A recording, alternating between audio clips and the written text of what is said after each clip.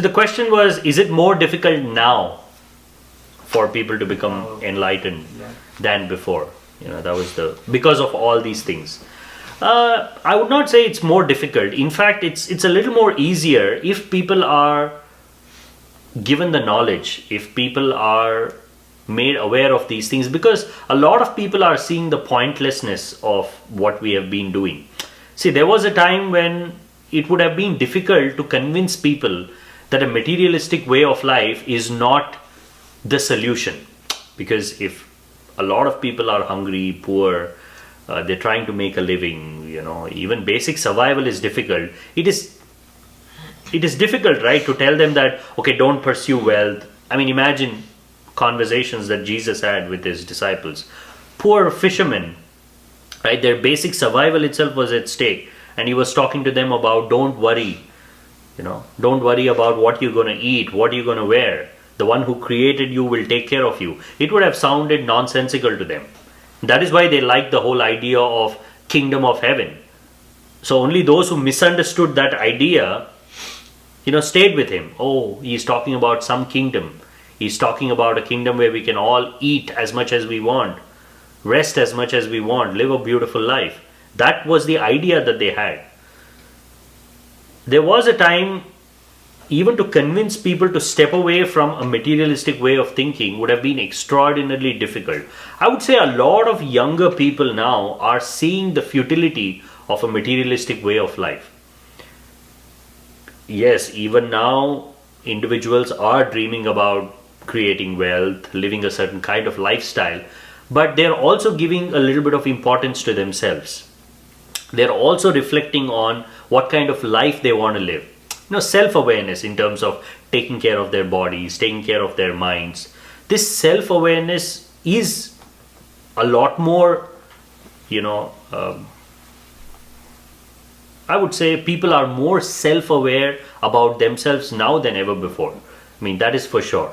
There was a time people were lost too much into their religious bullshit or some way of life. Now, we have to simply take people away from this neutral lifestyle that they're talking about. It's not religion that's the problem now. I mean, at least in America. I would say for a lot of people, it is to know that, okay, you are trying to self-perfect yourself. You're trying to become better. You're trying to change your life. See, that's the basic foundation, right? We want to transform our life. We want to become something better. We want to get away from our frustrations, our irritations, and live a nice, peaceful, wonderful life. Here is the solution, right? Now, if the solution can be presented, if they spend some time practicing these methods, be it mindfulness, be it meditation, be it some spiritual exercises, the moment it benefits them, then they will not turn back. They'll see that, yes, this is the solution. Whatever I want to do with this, see, this is giving me the freedom that I need. This is not an ideology. This is nobody's idea. This is the time that I'm spending with myself. So naturally, it is giving me all the freedom to choose what I want to choose. Even if I spend a few years learning this method, I'm learning about life. I'm learning about my body. I'm learning about my mind. So this is my school. This is my university to learn about life. And even if I spend 3-4 years learning, after that, I can do whatever I want with my life. And whatever I do, I'll not be frustrated. I'll not be constantly searching for meaning in those activities. I would have first found the meaning, and then I would have chosen an activity. Now everything I do has a deeper meaning, and it helps people, it helps myself, and that's a complete life. That's a beautiful life. A person who knows himself, who knows what he is doing, who knows the impact of his actions, that's it. Isn't that what we are constantly striving for? Some meaning for our lives, and how that meaning can be extended to people around us. That is all what we are worried about. At least in America, that is all what people should be worried about. If you're worried about just the material comforts, then It should just be, see, I also understand that we're living in a world where nothing comes for free. And nothing should be given for free.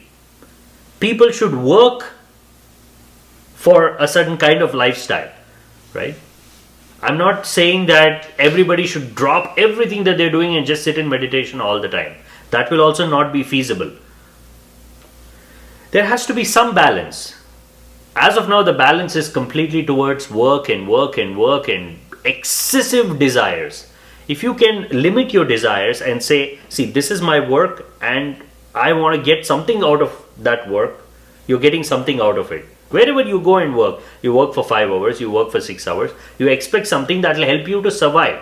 Not excessive dreams, but it will help you to take care of yourself. Then the rest of the time can be spent for other things. Your personal contemplation, meditation, this and that.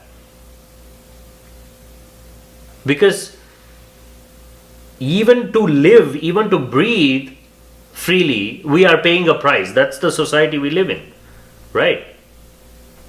The basic whatever cost of living. As long as our work is helping us to manage our cost of living, that's it. I don't have to be worried about anything else. But that is not how we are thinking. We have imagined a certain way of life. We want to have all the things that people are talking about, all the comforts. Then you will not have time for the most important things. You will not be able to create a balance. See, we have bodies, the body has need, it has to be taken care. But it is not such a need that we cannot take care of it, and it is not such a need that we need to be working for 10 hours a day to satisfy that need. Not necessary. Even if you work for 6-7 hours every day, rest of the time you can focus on transforming yourself. You can focus on, see, that's the thing. What do people do? It's not always work. People are doing a lot of other things. More or less, they're constantly looking for some kind of entertainment. Entertainment has become, another big priority. Once in a while, it's fine. But hours together every day, hours together being lost in somebody else's story, in somebody else's dream, then of course you will not have time for yourself. Really, today more than ever, individuals can become spiritual. They have the power. All the work that people have done, all the inventions, all the scientific technologies, all the advancements have actually given the individual the power to say, okay, I'm going to reap the benefits of all this. If an individual doesn't reap the benefits of all that humanity has created, then he's a fool. He has to reap the benefits, right? Now, if he's again trying to contribute to that same cesspool and he's not getting anything out of it, then he's lived an idiotic life. And that is how a lot of people are living. Progress, achievement, development. Let me also add to that. But what are you getting out of it? See, if we look at humanity as one collective whole, and if our parents have been working hard, then the children should be able to live well. That's the whole purpose, right? If our previous generation has been working towards certain things, then we should be reaping the benefits of that process, right? In fact, we are in a position to reap those benefits. But there are a lot of people who want you to continue to contribute to that process. Not everybody has to contribute. You contribute how much ever you can.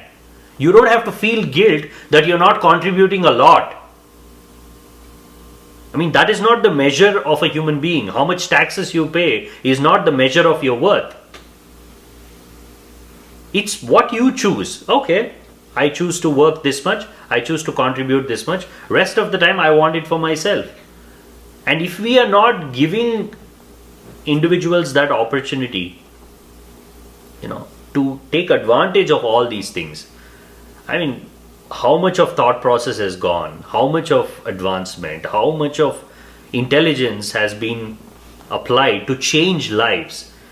And if we are not able to make use of it, then what's the point, right? I think individuals now are in a position to make use of it. They don't have to worry about their survival as much as they should have 50 years ago, 100 years ago, 200 years ago. There was a time it was purely manual labor. You had to work from morning till evening to be able to earn your bread and live. Then you had to think about other things, spirituality, this, that. Now you can use your intelligence. We are living in a slightly different realm. It's not about just physical work and how many hours you're working. You can apply your mind creatively, even for those 4 hours, 5 hours.